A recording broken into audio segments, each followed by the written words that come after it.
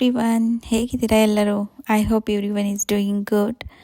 Morning ಎದ್ದ ತಕ್ಷಣ ನಾನು ದೇವ್ರ ಮನೆಗೆ ಹೋಗಿ ದೇವ್ರ ಮುಖ ನೋಡ್ಕೊಂಡು ಬರ್ತೀನಿ. ಬಂದುಬಿಟ್ಟು ಹಾಗೆ ಸ್ವಲ್ಪ ಸ್ಟ್ರೆಚಸ್ ಸ್ಟಾರ್ಟ್ ಮಾಡಿದ್ದೀನಿ ಅಷ್ಟೇ. ಇನ್ನೂ ಎಕ್ಸಸೈಸ್ ಎಲ್ಲ ಇನ್ನೂ ಸ್ಟಾರ್ಟ್ ಮಾಡಿಲ್ಲ. ನಂದು ಸಿ ಸೆಕ್ಷನ್ ಆಗಿರೋದ್ರಿಂದ ಮತ್ತು ಟ್ಯೂಬ್ ಸ್ಟೈಡ್ ಮಾಡಿದ್ದಾರೆ.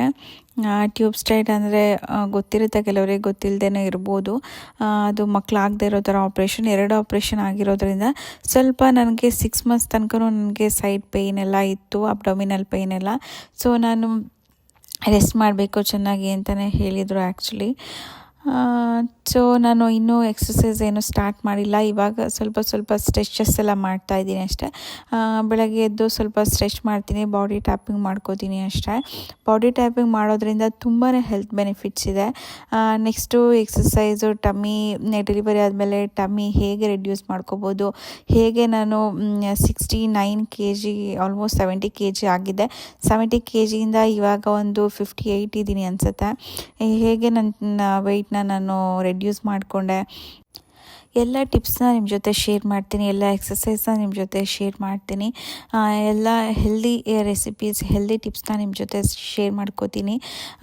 ಯಾರಿಗೆಲ್ಲ ಹೆಲ್ಪ್ ಆಗುತ್ತೆ ಅಂತ ಪ್ಲೀಸ್ ಕಮೆಂಟ್ ಮಾಡಿ ನೋಡೋಣ. ಸೊ ದಟ್ ನನಗೂ ಒಂದು ಮೋಟಿವೇಶನ್ ಥರ ನೆಕ್ಸ್ಟು ಒಳ್ಳೊಳ್ಳೆ ಕಂಟೆಂಟ್ ವೀಡಿಯೋಸ್ ಮಾಡೋದಕ್ಕೆ. ಯಾರೆಲ್ಲ ನನ್ನ ಚಾನಲ್ಗೆ ಸಬ್ಸ್ಕ್ರೈಬ್ ಮಾಡ್ಕೊಂಡಿದ್ದೀರಾ, thank you so much each and every one of you. ಯಾರೆಲ್ಲ ಇನ್ನೂ ನನ್ನ ಚಾನಲ್ಗೆ ಸಬ್ಸ್ಕ್ರೈಬ್ ಮಾಡ್ಕೊಂಡಿಲ್ಲ ದಯವಿಟ್ಟು ಹೋಗಿ ಎಲ್ಲ ಸಬ್ಸ್ಕ್ರೈಬ್ ಮಾಡ್ಕೊಳ್ಳಿ. ಎಲ್ಲರೂ ಲಾಗೆಲ್ಲ ಹಾಕಿದ ತಕ್ಷಣ ದಯವಿಟ್ಟು ನೋಡಿ ಸಪೋರ್ಟ್ ಮಾಡಿ ಅಂತ ಕೇಳ್ಕೊತೀನಿ. ನಿಶಿಕ ಹಾಯ್ ಮಾಡು. ಏನು ಮಾಡ್ತಿದ್ಯಾ? ತಿಂತಾ ಇದೆಯಾ? ಏನು ತಿಂತಾ ಇದೆಯಾ? ಎಗ್ಗಾ? ಸ್ಕೂಲಿಗೆ ರೆಡಿ ಆಯಿತಾ? ಗುಡ್ ಬಂಗಾರ. ಎಗ್ ತಿನ್ನೋಕೆ ಗೊತ್ತು ಇವಾಗಲ್ವಾ? ಗುಡ್ಡವಳು ಬೇಗ ತಿಂತಾಳೆ. ತಿನ್ನು ಬಂಗಾರು, ತೋರಿಸಿ ಹೆಂಗೆ ತಿಂತೀಯ ನೀನು ಅಂತ. ಬೇಗ ಗುಡ್ಡವಳು. ಹೇಗೆ ತಿಂದ್ಬಿಟ್ಟು ಸ್ಕೂಲ್ಗೆ ಹೋಗ್ತಾಳೆ ಇವಾಗಲ್ಲ ಬಂಗಾರು? ಇವಳಿಗೆ ಸ್ಕೂಲ್ಗೆ ಹೋಗೋಕ್ಕೆ ಇಷ್ಟನೇ. ಇಲ್ಲೇನು ಕ್ರಿಯೇಟಿವ್ ಆ್ಯಕ್ಟಿವಿಟೀಸ್ ಅಷ್ಟೇ ಅಲ್ಲ ಪ್ರೀಕೆಗೆ.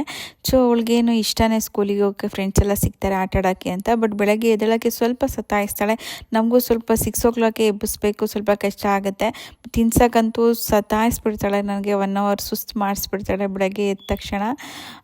ತಿನ್ಸೋದೇ ಒಂದು ಕಷ್ಟ ಅವಳಿಗೆ, ಬೇರೆ ಎಲ್ಲ ಓಕೆ. ಸ್ಕೂಲ್ಗೆ ಹೋಗೋಕ್ಕೆ ಇಷ್ಟ, ತಿನ್ನೋಕ್ಕೆ ಸ್ವಲ್ಪ ಕಷ್ಟ. ಸ್ಕೂಲ್ಗೆ ಹೋಗೋಕ್ಕೆ ಇಷ್ಟ, ತಿನ್ನೋಕ್ಕೆ ಸ್ವಲ್ಪ ಕಷ್ಟ. ಓ ಡಾಲಿ, ಡಾಲಿ.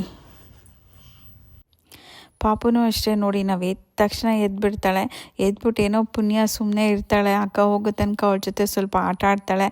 ಆಟ ಆಡ್ಕೊಂಡು ಖುಷಿ ಅವಳಿಗೆ ಅಕ್ಕನ ಜೊತೆ ಆಟ ಆಡೋದು ಅಂದರೆ. ಆಟ ಆಡ್ಕೊಂಡು ಸ್ವಲ್ಪ ಹೊತ್ತು ಇರ್ತಾರೆ. 7 ಬಿಟ್ಟು ಬರ್ತಾರೆ. ಬಸ್ ಅಂತ ಹೇಳಿದ್ರೆ ಬಸ್ 6:15 ಬಂದುಬಿಡುತ್ತೆ. ಸೊ ಇನ್ನೂ ಬೇಗ ಹೇಳ್ಬೇಕಾಗತ್ತೆ ಅವಳು. ಸೊ ನನ್ನ ಹಸ್ಬೆಂಡೇ ಹೋಗಿ ಡ್ರಾಪ್ ಮಾಡಿ ಬರ್ತಾರೆ. ಡ್ರಾಪ್ ಮಾಡಿ ಬರೋದಂದರೆ 7 ಬಿಟ್ಟರೆ ಸಾಕು. ಇನ್ನು ಬಾಯಲ್ಲೇ ಇಟ್ಕೊಂಡಿದ್ದಾಳೆ ನೋಡಿ, ತಿನ್ನು ಅಂದರೆ ಸಿಟ್ಟು ಮಾಡ್ಕೊಂಡಿದ್ದಾಳೆ. ತಿನ್ನಾಗ ಮಾತ್ರ ಹೇಳಬಾರ್ದು ಅವಳಿಗೆ, ಬಾಯಲ್ಲೇ ಇಟ್ಕೊಂಡಿದ್ದಾಳೆ ನೋಡಿ ಒಂದು ಪೀಸ್. ಇನ್ನು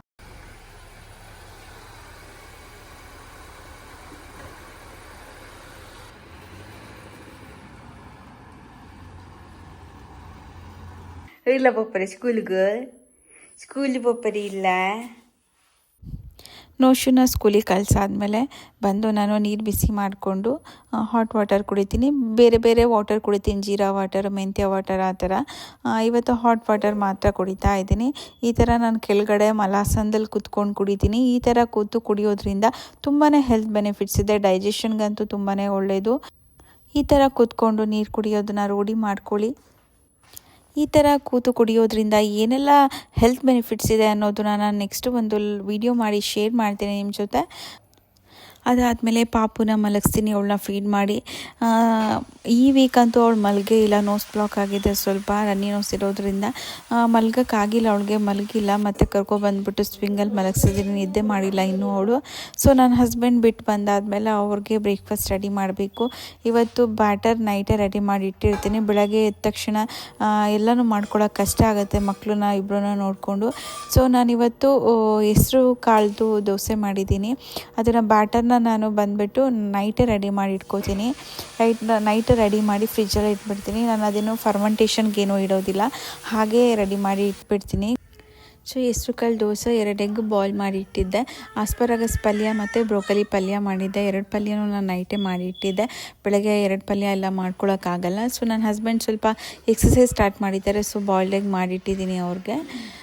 ಸೊ ನಾನೇನು ಮಾಡ್ತೀನಿ ಅಂತ ಹೇಳಿದ್ರೆ ಪಲ್ಯ ಎಲ್ಲ ಸ್ವಲ್ಪ ನೈಟ್ಗೂ ಆಗುತ್ತೆ, ಬೆಳಗ್ಗೆ ದೋಸೆ ರೊಟ್ಟಿ ಏನಾದರೂ ಮಾಡಿದ್ರೆ ಬೆಳಗ್ಗೆಗೂ ಆಗುತ್ತಲ್ವ. ಸೊ ನೈಟೇ 1-2 ಥರ ಪಲ್ಯ ಮಾಡಿ ಇಟ್ಬಿಡ್ತೀನಿ. ಸೊ ಬೆಳಗ್ಗೆ ಎದ್ದ ತಕ್ಷಣ ಅವಳನ್ನ ರೆಡಿ ಮಾಡಿ ಅವಳಿಗೆ ತಿನ್ಸೋಷ್ಟೊತ್ತಿಗೆ 1 ಅವರ್ ಆಗಿಬಿಡುತ್ತೆ. ಇನ್ನು ಹಸ್ಬೆಂಡಿಗೆ ಲೇಟ್ ಆಗುತ್ತಲ್ವ. ಸೊ ನೈಟ್ ಎಲ್ಲ ರೆಡಿ ಮಾಡಿಬಿಟ್ಟು ಬ್ಯಾಟರ್ ಎಲ್ಲ ರೆಡಿ ಮಾಡಿದ್ರೆ ಬೆಳಗ್ಗೆ ದೋಸೆ ಪಲ್ಯ ಇದ್ದರೆ ದೋಸೆ ಹಾಕಿ ರೊಟ್ಟಿ ಏನಾದರೂ ಹಾಕಿ ಕೊಡ್ಬೋದು ಅವ್ರಿಗೆ. ನೂಶುಗೂ ಅಷ್ಟೇ ಲಂಚಿಗೆ ಈ ಥರ ಎಲ್ಲ ರೆಡಿ ಮಾಡಿ ಕೊಡ್ತಾಯಿದ್ದೆ. ಅವಳು ನೋಡಿದ್ರೆ ಎಲ್ಲ ವೇಸ್ಟ್ ಮಾಡಿ ತೊಗೊಂಡು ಬರ್ತಾಯಿದ್ಲು. ಮತ್ತು ಸ್ಕೂಲಲ್ಲಿ ಎಲ್ಲರೂ ಅಲ್ಲೇ ಟ್ರೇ ತೊಗೋತಾರೆ, ನಾನು ಅಲ್ಲೇ ತಿನ್ನಬೇಕು ಅಂತ ಇವಾಗ ಸ್ಕೂಲಲ್ಲೇ ತಿಂತಾಳೆ. ಸೊ ನಾನೇನು ಲಂಚ್ ಬಾಕ್ಸ್ ಕೊಟ್ಟು ಕಳಿಸ್ತಾ ಇಲ್ಲ ಇವಾಗ. ನನ್ನ ಹಸ್ಬೆಂಡು ಬ್ರೇಕ್ಫಾಸ್ಟ್ ಮಾಡಿ ಆಫೀಸ್ಗೆ ಹೊರಡ್ತಾರೆ, ಮತ್ತು ಪಾಪುಗೆ ಊಟ ಮಾಡಿಸ್ತೀನಿ. ಗರ್ಭರವ್ರದ್ದು ಇವತ್ತು ಬನಾನಾ ಸೀರಿಯಲ್ ಇತ್ತು, ಸೊ ಅದನ್ನು ಬೆಳಗ್ಗೆ ಕೊಡ್ತಾಯಿದ್ದೀನಿ ಇವತ್ತು. ಪಾಪು ಊಟ ಮಾಡಿಸಾದ್ಮೇಲೆ ನಾನು ಸ್ವಲ್ಪ ಆರಾಮಾಗಿ ಕೂತ್ಕೊಂಡು ಬ್ರೇಕ್ಫಾಸ್ಟ್ ಮಾಡ್ತೀನಿ. ಬ್ರೇಕ್ಫಾಸ್ಟ್ ಆದಮೇಲೆ ಸ್ವಲ್ಪ ಬಿಸಿಲಿಗೆ ಕರ್ಕೊಬರ್ತೀನಿ ಪಾಪುನ. ಹೊರಗಡೆ ಬಂದರೆ ಅವಳಿಗೂ ಖುಷಿ ಆಗುತ್ತೆ, ಮತ್ತು ಸನ್ಲೈಟ್ ಚೆನ್ನಾಗಿರುತ್ತೆ, ಒಳ್ಳೆಯದಲ್ಲ. ಸನ್ನಲ್ಲಿ ಸ್ವಲ್ಪ ಹೊತ್ತು ಇರ್ತೀವಿ, ಬಿಸಿಲಲ್ಲಿ ಕೂತ್ಕೊಂಡಿರ್ತೀವಿ. ಬಿಸಿಲಲ್ಲಿ ಕೂತು ಒಳಗಡೆ ಹೋದರೆ ಅವಳು ಚೆನ್ನಾಗಿ ನಿದ್ದೆ ಮಾಡ್ತಾಳೆ. ಸೊ ಸ್ವಲ್ಪ ಹೊತ್ತು ಕರ್ಕೊಬರ್ತೀನಿ ಹೊರಗಡೆ, ಮತ್ತು ನಿದ್ದೆ ಮಾಡಿಸ್ತೀನಿ ಅವಳಿಗೆ.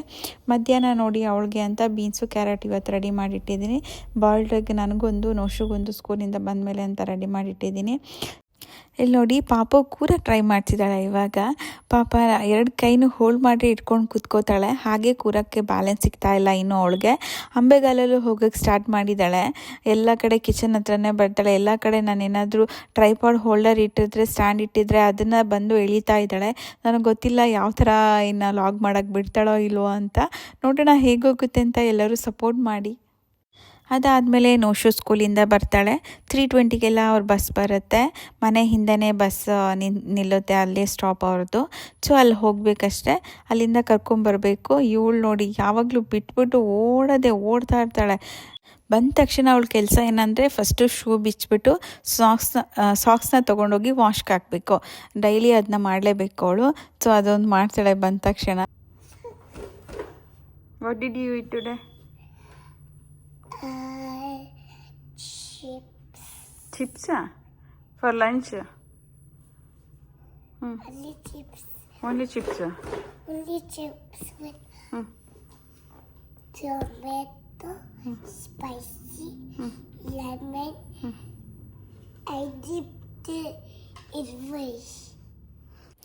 ಅದೇನೇನೋ ಹೇಳ್ತಾ ಇದ್ಲು, ಚಿಪ್ಸು ಏನೇನೋ ಸಾಸ್ ಹಾಕೊಂಡು ತಿಂದೆ, ಏನೇನೋ ಹೇಳ್ತಾ ಇದ್ಲು. ಏನೇನೋ ಕೊಡ್ತಾರೆ ಲಂಚಲ್ಲಿ, ಎಲ್ಲ ಥರನೂ ಇರುತ್ತೆ.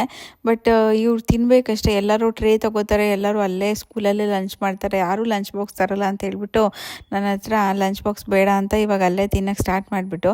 ಅಲ್ಲೂ ಅಷ್ಟೇ ಏನು ಫುಲ್ ಕಂಪ್ಲೀಟಾಗಿ ಏನೂ ತಿನ್ನಲ್ಲ, ಸ್ವಲ್ಪ ತಿಂದುಬಿಡ್ತಾಳೆ ಅನಿಸುತ್ತೆ.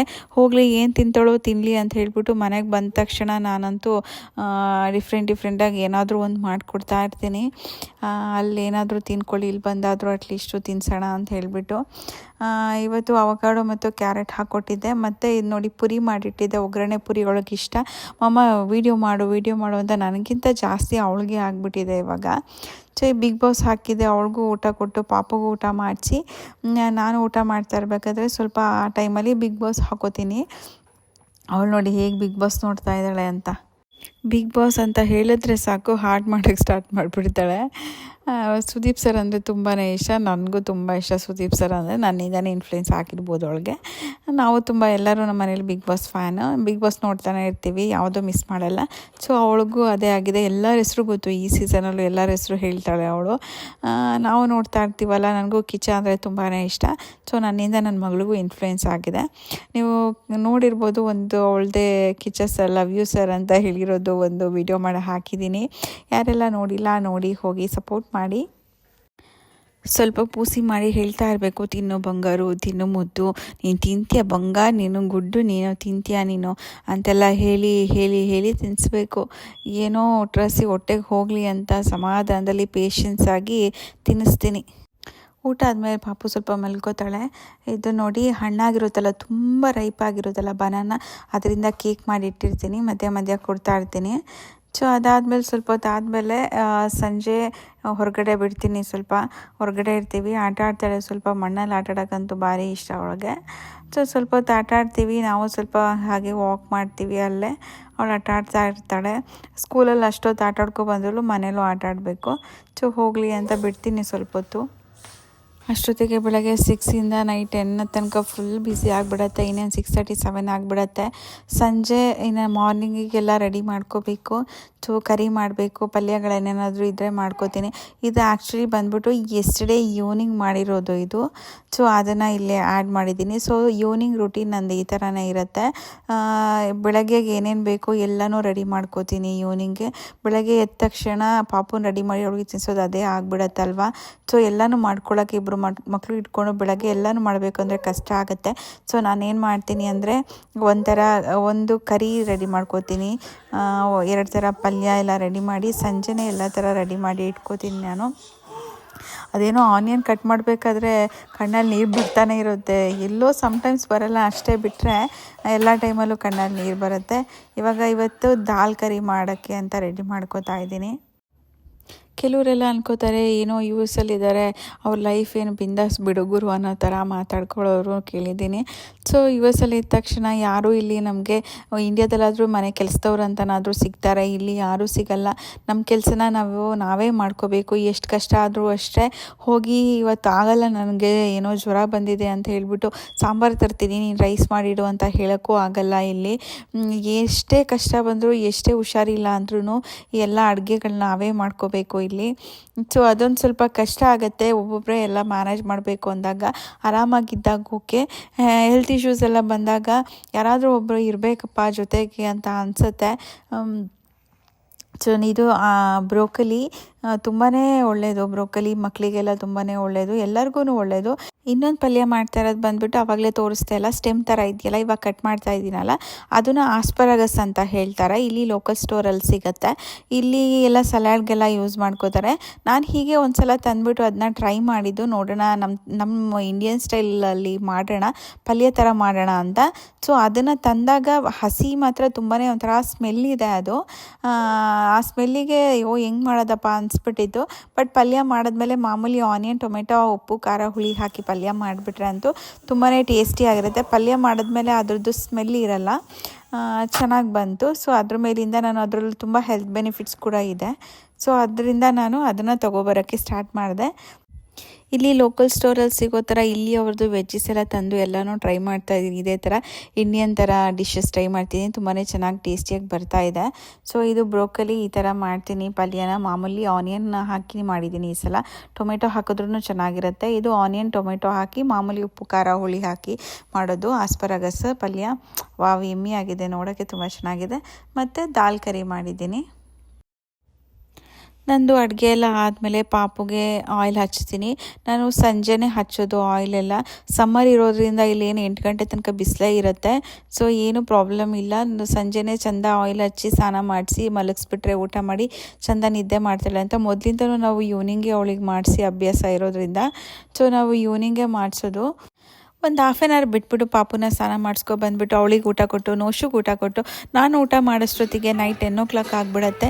ಮಾರ್ನಿಂಗ್ 6 to 10 ನೈಟ್ ತುಂಬಾ ಬ್ಯುಸಿ ಆಗಿಬಿಡ್ತೀನಿ. ಈ ಥರ ಇರುತ್ತೆ ನನ್ನ morning to night routine. Sometimes ತುಂಬ ಬಾಡಿ ಟಯರ್ಡ್ ಅನಿಸುತ್ತೆ. ಯಾರಾದರೂ ಇರಬೇಕಿತ್ತು ಈ ಟೈಮಲ್ಲಿ, ಆರಾಮಾಗಿ ಒಂದು ಸ್ವಲ್ಪ ರೆಸ್ಟ್ ಮಾಡ್ಬೋದಿತ್ತು ಅಂತಲೂ ಅನಿಸುತ್ತೆ. ಇರೋ ಥರ ಹೇಳೋಕ್ಕೆ ನನಗೇನೂ ಇಲ್ಲ. ಬಟ್ ಅಲೋನಾಗಿ ಯಾರೆಲ್ಲ ಮ್ಯಾನೇಜ್ ಮಾಡ್ತೀರಾ, ನಿಜವಾಗ್ಲೂ ಹ್ಯಾಟ್ಸ್ ಆಫ್ ಅಂತಲೇ ಹೇಳ್ಬೋದು. ಹೊರಗಡೆ ಹೋಗಿ ಕೆಲಸ ಮಾಡ್ಕೊ ಬರೋಷ್ಟು ಈಸಿ ಅಲ್ಲ. ಮಕ್ಕಳನ್ನ ನೋಡಿಕೊಂಡು ಎಲ್ಲನೂ ಒಬ್ಬರೇ ಮ್ಯಾನೇಜ್ ಮಾಡಬೇಕು ಅಂತ ಹೇಳಿದ್ರೆ. ಬಟ್ ಆ ಶಕ್ತಿನ ದೇವರು ಮದರ್ಗೆ ಮಾತ್ರನೇ ಕೊಟ್ಟಿರೋದು. Hats off to all mothers. See you in next vlog. Take care, keep watching and keep supporting. Thank you.